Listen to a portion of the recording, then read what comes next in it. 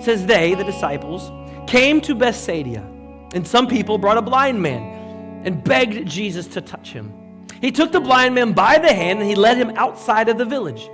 When he had spit on the man's eyes and put his hands on him, Jesus asked the man, "Do you see anything?" The blind man looked up and said, "I see people. They look like trees walking around." Once more, Jesus put his hands on the man's eyes. Then his eyes were open and his sight was restored, and he saw everything clearly. Now, there's a key that happened in the middle of this miracle. Jesus asked the blind man a question. He said, "Do you see anything?" The blind man, touched by Jesus, admits that he still doesn't quite see things correctly. He sees trees walking around instead of the faces and shapes of actual people. Here's the question. What if this man had failed to be so honest with Jesus? What if he'd said, "You know what, Jesus? Actually, I'm fine. This is awesome. This is a great improvement. A minute ago, I was blind, and now I can see. Kinda. We're good to go."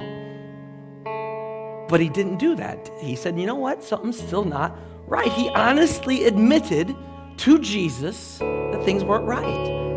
And this opened the way for Jesus to touch him a second time and fully restore his sight completely.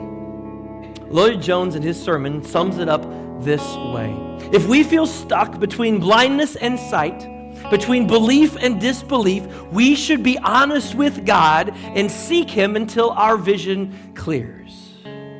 And I quote, "Say to God, I want the truth, whatever it costs me." And it might cost you a lot of your feelings, your personal preferences, your desires, the things you're doing in your life. It might cost you a great deal.